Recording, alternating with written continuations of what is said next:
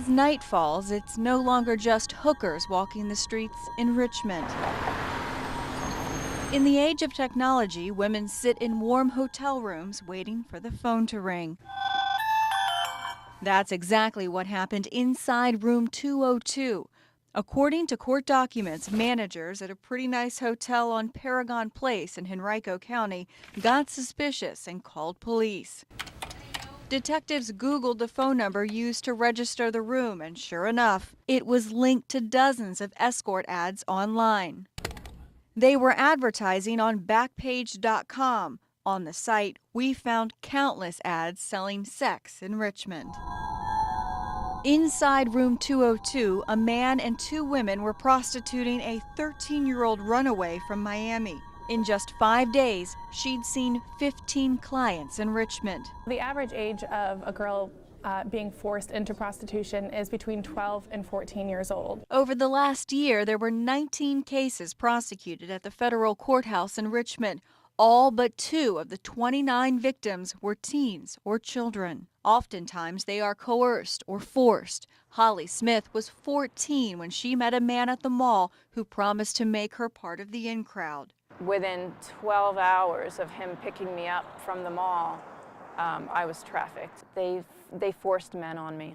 I didn't realize what was going on at first. I thought that we were going to a club. There is a high demand for young girls. Sarah Pomeroy is with the Richmond Justice Initiative. She says the traffickers are good at exploiting a teen's vulnerability. Traffickers will identify if the girl is not happy at home, if she's fighting with her father, if it's a single family home, if she doesn't feel pretty. Her nonprofit is trying to push through new and tougher laws against sex trafficking in Virginia. You want to get to the origin of this business, you follow the money. This is going to send a strong message to law enforcement and to Johns that this is a priority in Virginia.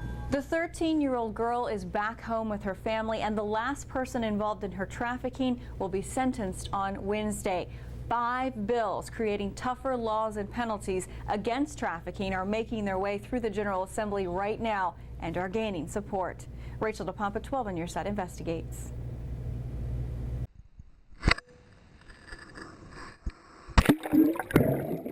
Her body ended up in the Mattaponi River. And this body of water keeps its secrets. For 11 long years, her skeletal remains have never had a name or a face to help police find her killer. She's still just the remains, discovered along the King and Queen County side of the river in June of 2001, near the Route 628 bridge. Unfinished work? Unfinished, absolutely. A very good way to put it, unfinished work.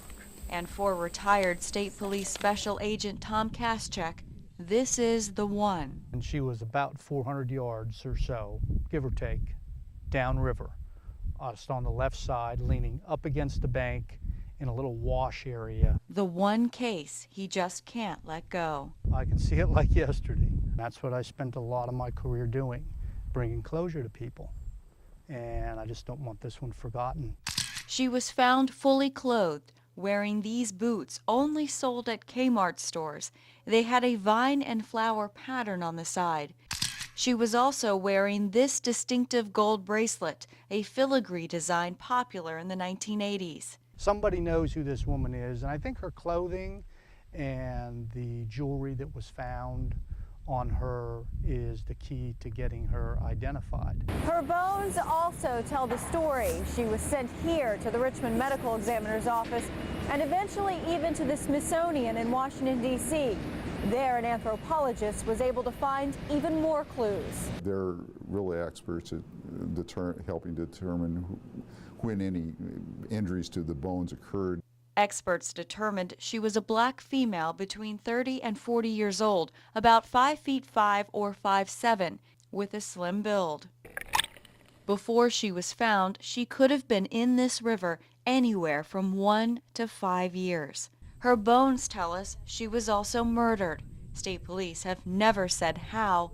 It's a detail only her killer would know. There's some cases that stick with you. Usually it's a case that's has some frustration in it. For 11 years, they've had a body. Just no name, no face, no family to bring her home, no way to find her killer. Somebody's out there missing mom or a daughter. Somebody knows who this woman is. Since Tom Kaschak retired 5 years ago, a new special agent was assigned to the case and is actively investigating. If you have any information that could help identify this woman or solve her murder, call state police. The number is 804-553-3408. Rachel DePompa, 12 on Your Side Investigates. Under surveillance. Bueno, ¿cómo? Sí, bueno. Phone calls secretly recorded. Mexican crime bosses planted men inside the U.S. to make and sell fake documents. A big business that offered U.S. privileges without the citizenship. They sold over 30,000 fake IDs, social security cards, driver's licenses, green cards. Using Western Union, they funneled more than $1 million to organized crime bosses in Mexico. We have not seen in Virginia a gang that was this big, that was this sophisticated, that was this violent, that really would engage in unspeakable acts of violence. This gang used intimidation and force to protect its turf.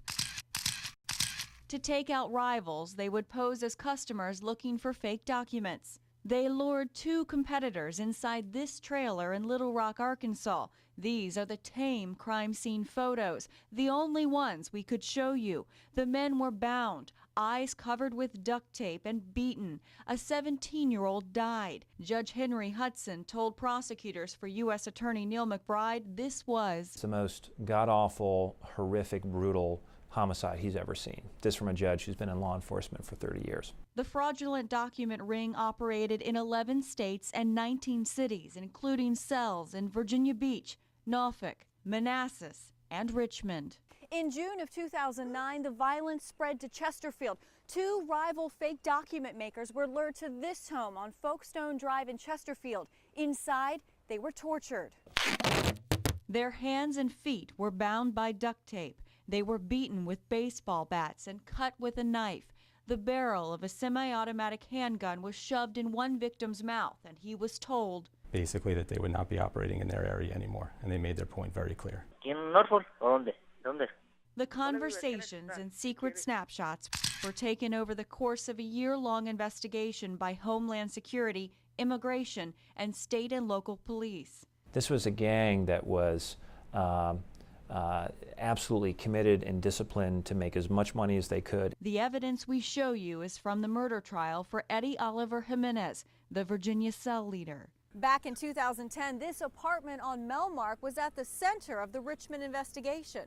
This is where they made many of the fake documents for Central Virginia. The Fed seized computers, printers, and boxes of cards. U.S. Attorney Neil McBride says this whole operation was a threat to national security. We know from the 9/11 case that a number of the hijackers were able to obtain fake IDs, driver's licenses in various states. He says these fake documents were good and are out there now helping people avoid detection. They've committed a crime, they want to commit a crime, they may be in the country illegally, they're doing something to hide their identity. The violence came to a head on October 29, 2010. The feds intercepted a phone call and listened in live. The gang's leader, Israel Cruz Milan, called El Muerto, or the Dead One, organized a conference call. Every one of his cells was listening in, including Richmond. A man in Raleigh, North Carolina, was again duct taped. His feet were put in water. They attached him to a car battery, then beat him and electrocuted him. Agents listening in live actually jeopardized their case and sent local police to save the man's life. There was a swift response, and ultimately the individual was able to make it out of there safe. The haunting call meant as a message, this is what happens if you cross them.